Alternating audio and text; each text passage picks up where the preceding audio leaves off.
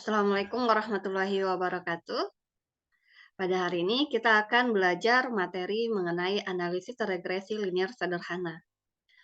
Nah, analisis regresi linear sederhana ini merupakan ilmu dalam statistika yang digunakan untuk mengestimasi atau memprediksi atau menduga suatu hubungan antar dua variabel.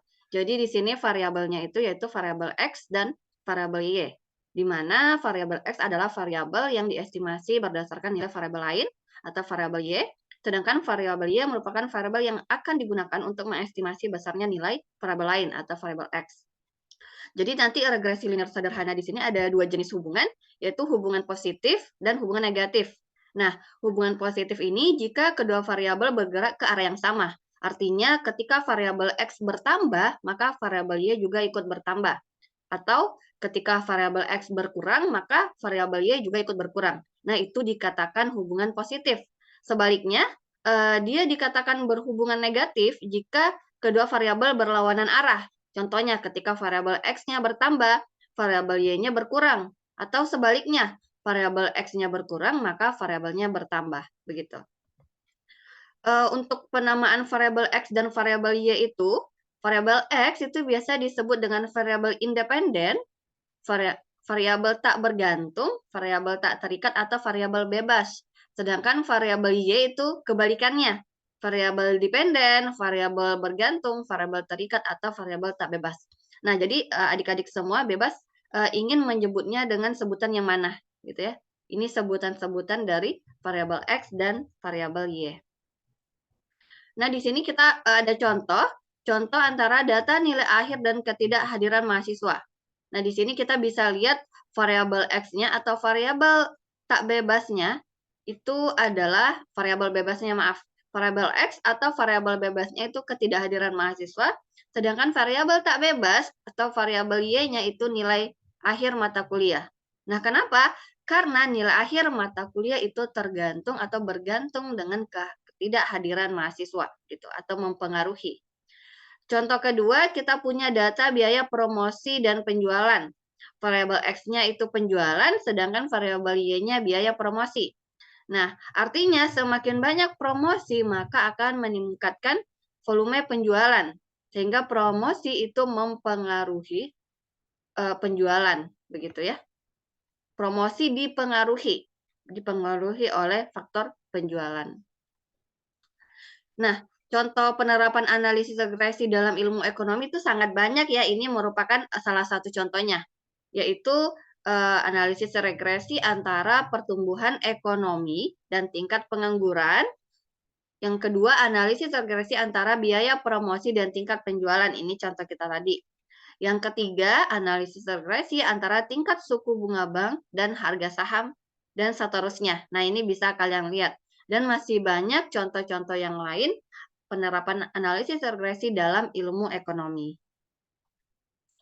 Nah, apa sih perbedaan antara korelasi dengan regresi? Sebelumnya kita sudah belajar materi korelasi dan pada saat ini kita belajar materi regresi. Nah, kalau korelasi itu hanya menunjukkan sekedar hubungan, tingkat hubungannya bagaimana, begitu.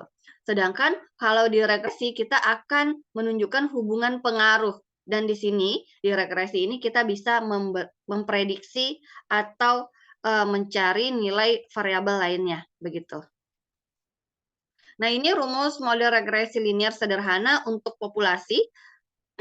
Y sama dengan B0 ditambah B1X ditambah epsilon. Nah, epsilon di sini merupakan residualnya atau errornya ya. X merupakan variabel independen, sedangkan Y variabel dependen. B0 dan B1 itu merupakan koefisien regresi. Nah, ini tadi persamaan regresi kita. Kalau kita gambarkan di bidang kartesius, di sini B0-nya itu merupakan perpotongan terhadap sumbu Y. Jadi B0 itu di sini, ini nilai B0, yaitu perpotongan di sumbu Y. Sedangkan untuk B1 merupakan gradien, biasanya ya, B1X perubahan. Perubahan yang ini merupakan delta Y, sedangkan yang pada sumbu X-nya merupakan delta X, perubahan 1 unit X. Begitu. Nah, untuk mencari model regresinya, kita bisa menggunakan metode ordinary least square atau biasa disingkat dengan OLS. Nah, karena epsilon itu residual yang mana merupakan selisih antara nilai aktual dengan nilai prediksi. Nah, Y besar di sini merupakan nilai aktualnya, sedangkan Y kecil merupakan nilai prediksi atau nilai dugaan kita. Kita bisa substitusi. Tadi kan rumus epsilon itu epsilon sama dengan Y besar dikurang Y kecil. Yang mana Y kecil di sini nilai ditambah B1X. Nah, kita substitusi, maka persamaan epsilonnya menjadi Y besar dikurang B0 dikurang B1X. Nah, ini kita kuadratkan kedua ruas. Setelah kita kuadratkan kedua ruas, kita coba sigmakan kedua ruas juga, ya. Disigmakan menjadi persamaannya seperti ini. Selanjutnya, untuk memperoleh, ini bentuk dari jumlah residual kuadratnya ya, setelah kita sigmakan kedua ruas. Nah, untuk meminimumkan jumlah residual, maka karena di sini variabel kita ada 2, B0 dan B1X. Sehingga kita lakukan turunan, yang mana materi ini kita sudah pernah dipelajari di tingkat SMA. Untuk mencari nilai minimum atau nilai maksimum dari suatu persamaan, kita gunakan turunan, begitu ya. Nah, sehingga dengan melakukan beberapa operasi aljabar, maka akan diperoleh nilai estimasi untuk B0 dan sigma X dikali sigma Y dikurang N dikali sigma X Y dibagi sigma X dikuadratkan dikurang N dikali sigma X kuadrat. Sedangkan B kali sigma X dibagi N. Jadi di sini kita akan mencari nilai B1 terlebih dahulu, baru kita mencari B0. Begitu B0 itu kita punya nilai B1. Begitu. Jadi kita cari terlebih dahulu nilai B1-nya, baru mencari nilai B0. Sehingga rumus model regresi linear untuk sampel kita yaitu Y sama dengan B0 ditambah B1X. Nah, ini dia rumus untuk sampelnya. Di mana B0 dan B1-nya tadi yang sudah kita peroleh di slide sebelumnya, yang ini. Dengan B1 dan B0 ini, maka rumus regresi linear untuk sampelnya Y kecil sama dengan B0 ditambah B1X. Kita lihat contohnya. Di sini kita punya data 8 pegawai yang mana terdapat data gajinya dan data pengeluarannya. Jadi ada data 8 pegawai. Pegawai pertama itu gajinya 2 juta, sedangkan pengeluarannya 1.900.000. Yang kedua gajinya 2.200.000, pengeluarannya 1.800.000 dan seterusnya. Ini satuannya ribuan ya. Pertanyaannya adalah tentukan variabel dependen dan independen. Yang B buat model regresi. Yang C tentukan nilai prediksi pengeluaran ketika gajinya sebesar 1 juta. Oke. Gajinya sebesar 1 juta, 1.250.000 dan 5 juta, begitu. Oke. Pertanyaan yang pertama kita disuruh tentukan variabel dependen dan independennya. Nah, di sini yang merupakan variabel independen atau variabel bebasnya adalah gaji. Sedangkan variabel tak bebasnya yaitu pengeluaran. Karena pengeluaran ini itu bergantung terhadap berapa banyaknya gaji. Jadi biasanya semakin tinggi gaji seseorang, maka pengeluarannya juga semakin besar gitu. Nah, model regresi tadi kita punya Y sama dengan B0 ditambah B1X. Jadi di sini kita akan mencari B1 terlebih dahulu, lalu mencari nilai B0. Untuk mencari nilai B0 dan B1 kita butuh beberapa kolom tambahan ya. Karena di dalam rumus B1 tadi ada sigma X kali Y dan ada sigma X kuadrat. Nah, yang mana ini nanti tinggal untuk X kali Y, kalian kalikan nilai variabel X dengan nilai variabel Y. Nah, contohnya misalkan untuk data pertama X-nya itu 2000, Y-nya 1900, maka X kali Y, 2000 kali 1900 hasilnya 0. Jadi 3.800.000. Sedangkan untuk X kuadrat, kalian bisa kuadratkan nilai X, 2000 dikuadratkan jadinya 4 juta. Begitu. Nah, ini bisa kalian lanjutkan dalam mengisi kolom-kolomnya. Maka nanti akan dihasilkan hasil sebagai berikut. Nah, ini ya. Jadi, nanti yang akan kita substitusi dari atas sampai nomor 8 itu nggak usah diperhatikan lagi, karena yang akan kita substitusikan adalah jumlahnya, begitu ya.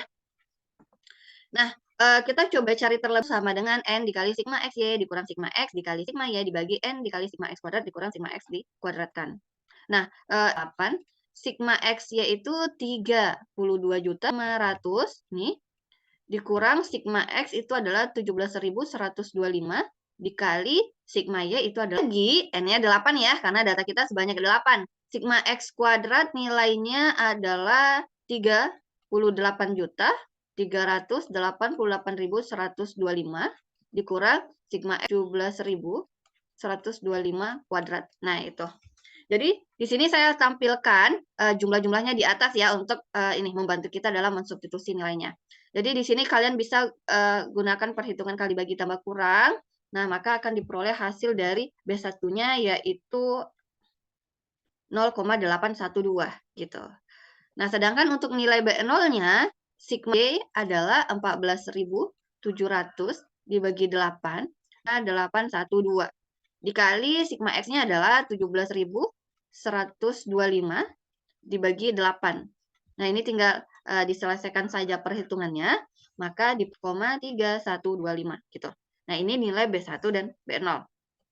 Sehingga kita bisa membuat model regresinya. Kita substitusi nilai B1 dan B0-nya, Y sama dengan 99,3125 ditambah 0,812X. Yang mana tadi Y itu adalah pengeluaran, sedangkan X adalah gaji. Nah, ini model regresi kita. Nah, karena modelnya sudah diperoleh, maka kita sudah bisa menentukan nilai prediksi pengeluaran untuk yang pertama, gaji 1 juta. Nah, tadi model kita ini untuk gaji 1 juta, maka tinggal kita substitusi nilai X-nya sama dengan 1000, sehingga diperoleh nilai Y-nya itu 911,3175.